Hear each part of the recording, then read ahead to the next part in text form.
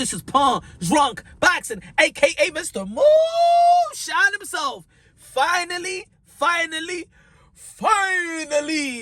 like The Rock and WWE. Finally, we got Amir Khan, Kell Brook, AO Arena, Manchester, February 19th. Wow. Ladies and gentlemen, I did a video last month, and I said this fight like expired milk. Way overdue. You know what I'm saying? The fight fans been begging for this to come to fruition. We thought we was not gonna get this fight. It was just one of those fights that just slip out of the boxing world's hands, you know? We didn't get Triple G, Andre Ward. We ain't get the Bowen Lewis. We might not even get Deontay Wilder versus Anthony Joshua. We still haven't got Fury and Anthony Joshua. It's a couple fights in the sport of boxing that we never got to see. You feel me? We never got to see. And this is one of the fights that it might have never come through fruition, but it's finally here. It's not going to be for no titles. This is just for bragging rights, I believe so. I mean, they should just call it bragging rights, right? They should call this one bragging rights. But ladies and gentlemen, God bless each and every one of y'all. Can't forget about that, you know what I'm saying? I like to bless y'all with the greatness and the beautiful of God, you feel me? So I hope everybody out there, the best investment you can make is have God in your heart. Now, this is gonna be a good fight. I was actually very critical about this fight because I'm like, yo, this is like way overdue. This is expired milk. This is like expired broccoli, expired beans. It's just no good, you know what I'm saying?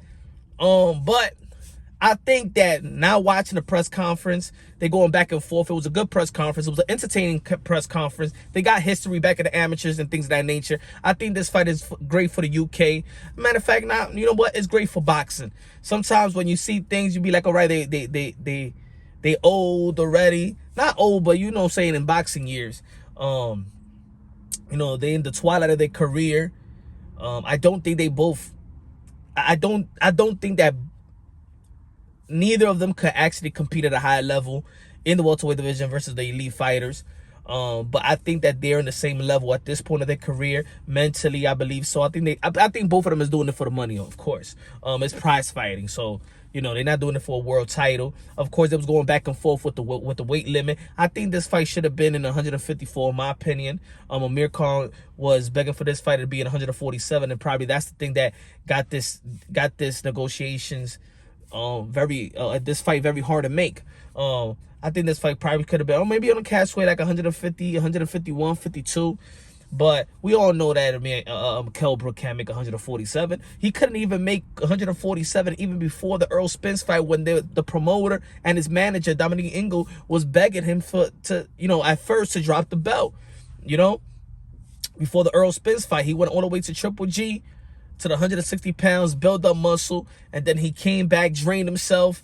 Couldn't have a great sparring session to prepare for the hungry young up and coming line like Earl the True Spence. And I think that was a downhill. That was the downfall of Kell Brook, in my opinion. Went to Triple G, and yes, he got the heart and balls to go and fight Triple G, but you know, maybe it was a financial decision. And there's certain fights in the sport of boxing. Look, Amir Khan did the same thing with Canelo Alvarez. But I believe that Amir Khan, his chin has been suspect throughout his whole career. He would have got one of the best hand speed of this generation. Great combinations and things of that nature. Man, Amir Khan was one of those names that people wanted to see Amir Khan versus Floyd Mayweather at one point. You know, he got stopped by Danny Silva Garcia early in his career. Got messed up by Prescott. The first loss of his career, and you know, he just never, both of these guys never really, of course they became world champion, but really never maximized their potential. I think that the business of boxing, the politics and the money came too fast for them, in terms of they was making decision. I don't know, they was making all the decision for legacy, but more so for money. But look, Amir Khan fought a lot of people. Kell Brook fought Bud Crawford, and both of these guys fought Bud Crawford. And you can see that there's levels to this. And you know, Kell Brook came back to 147. Ain't look good. He looked like a skeleton. He looked like a skeleton in the weigh-in. So I don't want to see Kell Brook like that, especially if there's a non-title fight. Should be the 152, something like that. So I mean, this fight is gonna be good. I'm gonna be watching it. You know, at first I'm like, no, but this fight is gonna be good. I like the way they're promoting the fight. Amir Khan is working with Bo Mack in the camp with Bud Crawford, as Bud Crawford was preparing for Sean Porter. I don't know what Kell Brook is doing, but I'm gonna tell you like this: if he's training with the likes of Bud Crawford, he's training with the likes of Bo Mack, who trains Bud Crawford, Jamel Hearing and things of that nature. They're not gonna let Amir Khan slack. And of course, we see Amir Khan go from trainer to trainer. But all we know with Bo Mack, Bud Crawford's gym, there is no time for play. You got to be serious over there.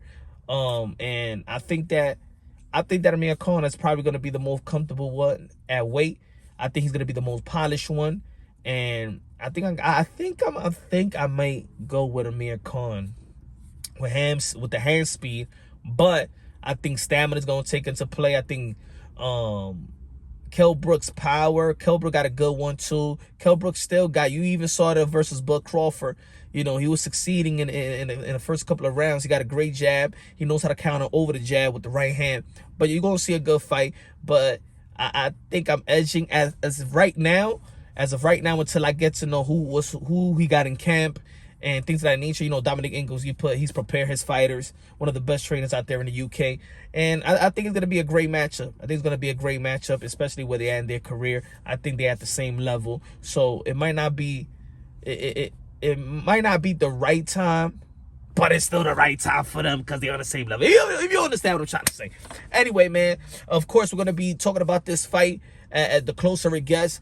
Y'all already know, subscribe to the channel, hit the notification bell, get my updated videos. I love y'all. God bless, and on to the next.